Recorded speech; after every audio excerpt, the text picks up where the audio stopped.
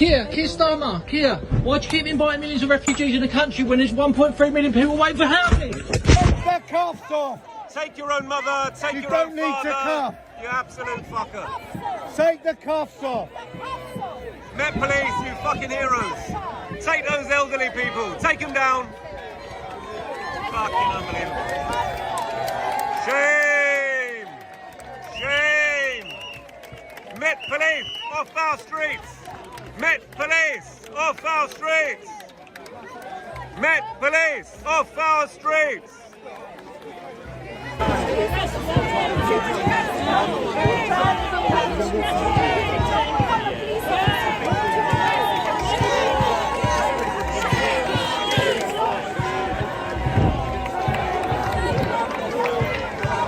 Well, she's a liar. She's a liar who...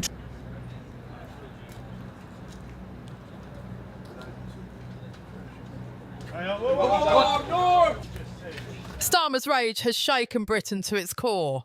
In a moment of fury that no Prime Minister before him dared to unleash, he turned his fire on King Charles himself, savaging the monarch in words so sharp they have left Parliament stunned and the public reeling. What began as a whisper of quiet royal support for Nigel Farage and Reform UK has now exploded into a full-scale constitutional crisis. The unspoken rules of British politics that the Crown remains untouchable above the storm of parties and their rivalries have been shattered in a single outburst. Starmer's attack has not only lit a fuse under his own leadership, but has opened a firestorm that threatens to destroy Labour's grip on power forever. Across Westminster, the question spreads like wildfire. Has Keir Starmer just signed the death warrant of his own premiership? The unravelling began with a leak so shocking it left even veteran insiders struggling to believe it. Reports emerged that King Charles had quietly met with senior Reform UK figures, a meeting described by those present as calm, respectful and marked by a tone of recognition. The monarchy, long silent and neutral, seemed to have stepped one cautious foot into the political arena, and that small step sent tremors across the country. For decades, the Crown's greatest weapon has been silence, a distance from politics that preserved its image as a symbol of unity. Yet now, even the suggestion that the King had acknowledged Reform UK was enough to transform perception. Nigel Farage seized the moment instantly, declaring that this was not merely a meeting, but a turning point in British history, proof that the establishment itself no longer trusted Labour to lead. His words spread like wildfire across social media, igniting a surge of enthusiasm that Labour had no answer to. When Keir Starmer learned of the reports, fury consumed him. Insiders describe scenes of chaos inside Downing Street, with the Prime Minister pacing, raging and vowing to strike back.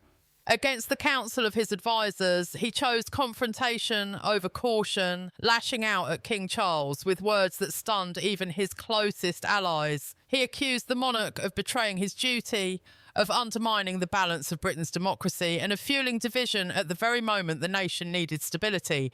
Those present said his voice shook with anger, but in his rage, he forgot the one rule that had guided every leader before him. You do not attack the Crown. What Starmer saw as defence of democracy, others saw as recklessness. Within hours, the backlash began. Across Parliament, MPs whispered in disbelief. Even those loyal to Labour were unsettled, realising that their leader had broken an unspoken law of British politics. The monarchy is not just an institution, it is tradition, continuity and the embodiment of national unity. To attack it so openly is to invite disaster. By morning, the headlines were merciless. Prime Minister versus the King.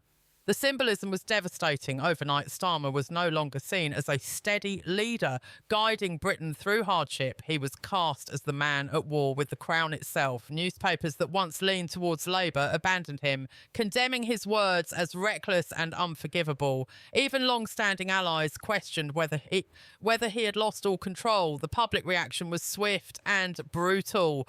Overnight polling revealed a catastrophic collapse in Labour's support. Numbers that had seemed untouchable after their landslide victory now crumbled beneath the weight of a single outburst.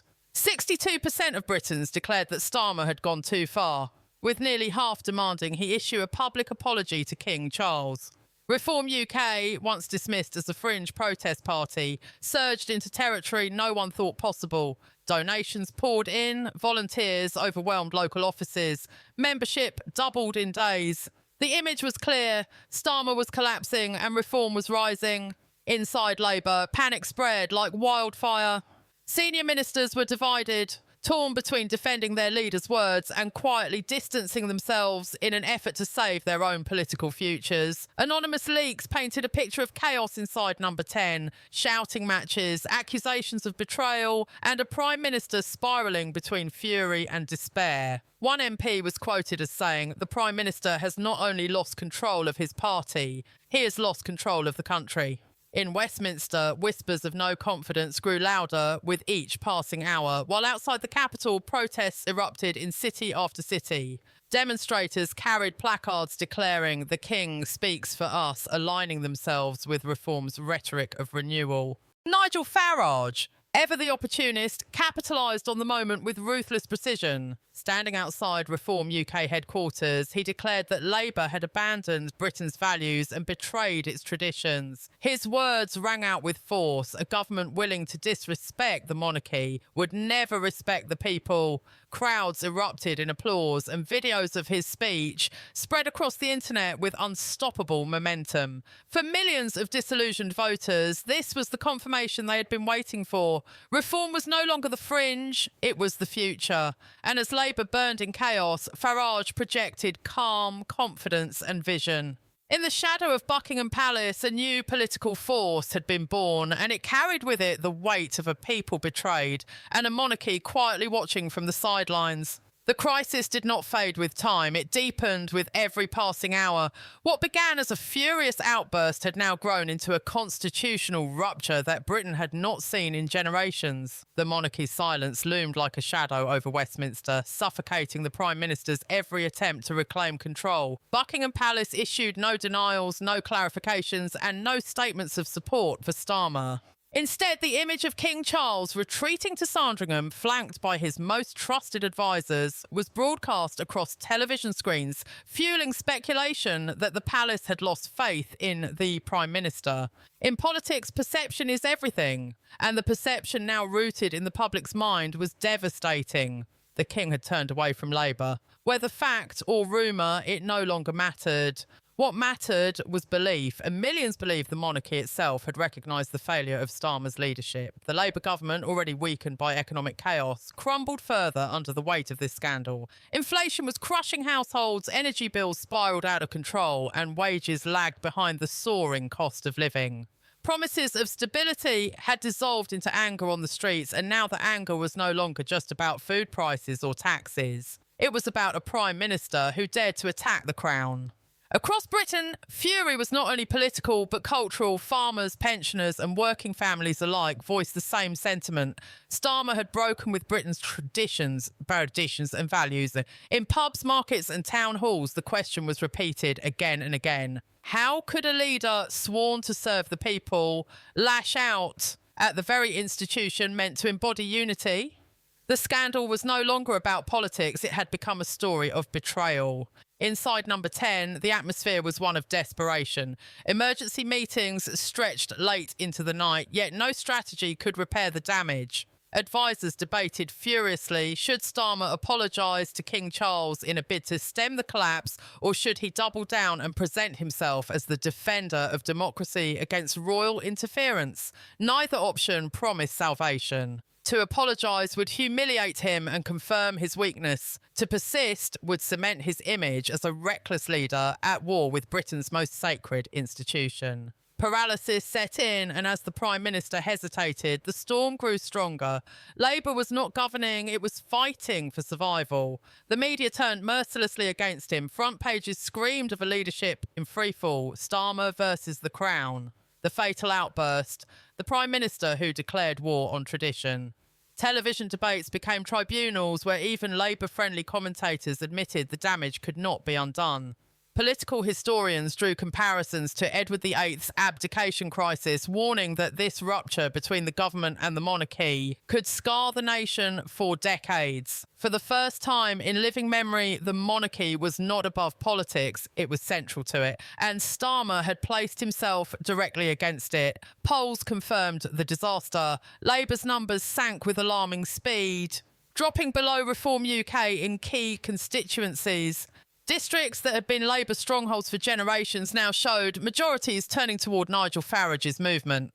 Local reform offices were overwhelmed with volunteers, membership drives shattered records, and donations flooded in. On the ground, reform was no longer seen as a protest, it was seen as a genuine alternative government. The more Labour faltered, the stronger reform appeared, and the cycle fed itself relentlessly. Each day that passed without clarity from the palace and without stability from the government reinforced the perception that a political revolution was underway. Within the Labour Party, unity fractured completely. Cabinet ministers split into warring camps. Some urged loyalty, insisting that Starmer's words were taken out of context, while others quietly reached out to rivals, preparing to save themselves from political ruin. Anonymous leaks exposed shouting matches between aides, accusations of betrayal, and a leader increasingly isolated. Whispers of resignation circled. Whispers of a no-confidence vote became open talk. Several backbench MPs publicly distanced themselves from the Prime Minister, calling his remarks inexcusable and urging him to repair relations with the monarchy immediately. For the first time since his rise to power, Starmer stood alone, deserted even by those who once defended him. Meanwhile, Nigel Farage orchestrated his campaign with precision. Every speech emphasised respect for the monarchy, tradition and national pride. His words resonated not only with his loyal base, but with disillusioned Labour voters who felt betrayed.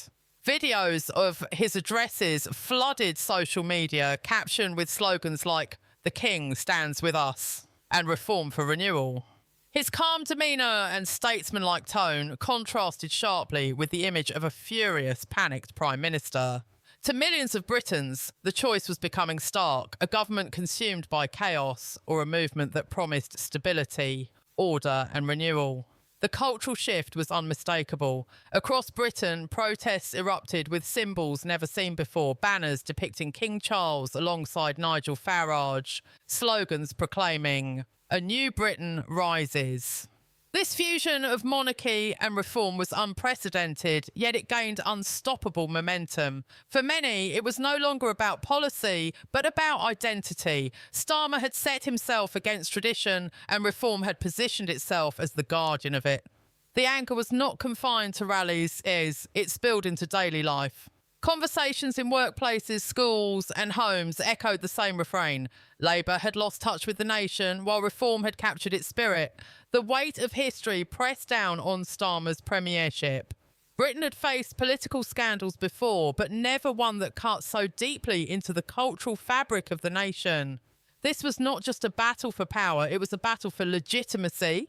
Starmer's fatal outburst had transformed him into a symbol of arrogance and recklessness, while elevating Farage into a statesman in the eyes of millions. The monarchy's silence, once a shield of neutrality, now served as a quiet condemnation of Labour's collapse. And as the days passed, it became clear that this was no passing storm, it was a revolution in motion. As the uproar over Starmer's outburst spread across the country, what should have been a moment of strength for Labour quickly turned into a spiralling disaster. Newspapers across the political spectrum splashed bold headlines declaring "Labour leader defies King" and "Constitutional clash rocks Westminster." The public reaction was immediate and deeply divided. On one side, some Labour loyalists argued that Starmer had shown courage by standing up to the monarchy and refusing to bow to royal influence.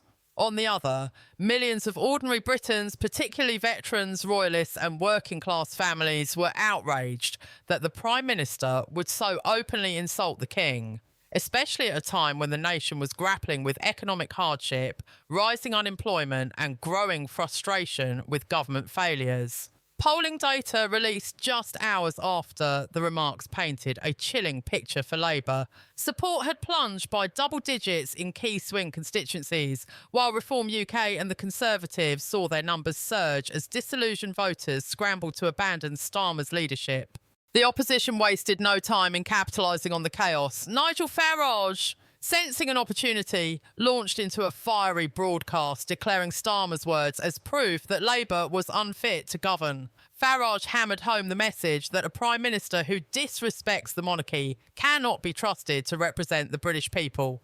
The Conservatives, though weakened by their own recent scandals, found themselves suddenly gifted with political ammunition they hadn't dared hope for. Their MPs flooded television and radio programmes, each repeating the same phrase, "Starmer has declared war on the King."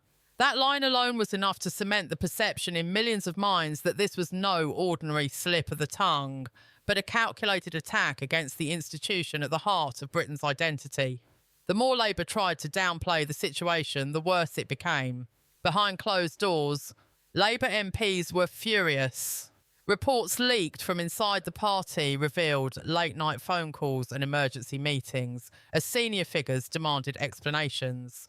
Some ministers were allegedly so shaken by the backlash that they threatened resignation unless Starmer issued a full apology to the King. But Starmer, stubborn and convinced of his righteousness, refused to back down. He argued that the monarchy had no right to interfere in government matters and that his words reflected a deeper frustration with outdated traditions holding the country back. Yet his defiance only alienated more of his colleagues. The whispers of discontent turned into open rebellion, with backbench MPs publicly voicing concern and warning that Labour was marching toward electoral ruin. Even those who had once been among Starmer's closest allies began to distance themselves, sensing that the scandal could end not just his premiership, but also the party's grip on power.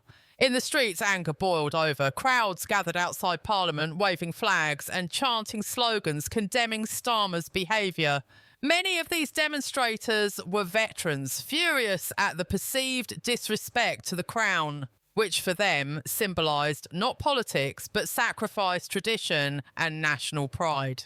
Videos of angry pensioners tearing up Labour membership cards spread online, shared millions of times within hours.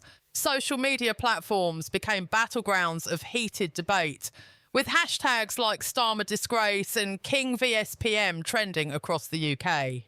The scandal was no longer confined to Westminster. It had exploded into a national crisis that ordinary citizens could not ignore. Foreign governments too began to take notice. International headlines described Britain as teetering on the edge of constitutional breakdown. Questions were raised about whether the monarchy could survive this assault from the Prime Minister or whether Starmer's defiance would accelerate a Republican movement that had long lingered on the political fringes. Allies within Europe were cautious, wary of being seen as taking sides, while American media treated the story as a spectacle, comparing it to constitutional crises in their own history. The sense of uncertainty deepened, leaving Britain looking unstable on the world stage at a time when stability was most desperately needed. The real danger for Labour was not simply the backlash, but the speed with which trust evaporated. Voters had tolerated missteps and scandals in the past, but this was different. By striking against the monarchy, Starmer had touched something sacred, something that transcended party politics. His words were seen not as a criticism of policy, but as an assault on national identity itself. And once that perception took hold, there was no easy way back. Every attempt to clarify his remarks fell flat. Every statement from party officials sounded hollow, and every press release only reminded people of the original outbursts. The scandal became a wildfire, consuming everything in its path, leaving Labour paralysed and the Prime Minister increasingly isolated. It was in this atmosphere of chaos that whispers began to circulate about a potential leadership challenge. Ambitious figures within Labour quietly tested the waters, gauging support for a possible coup. Others, fearing total electoral collapse, privately urged Starmer to resign before he dragged the entire party into oblivion. The image of a leader under siege was plastered across the media, fueling speculation about whether Britain might soon face a sudden change at the top. For the first time, the possibility that Starmer's tenure could end, not in triumph but in humiliation, seemed very real, and the thought alone sent shockwaves through Westminster.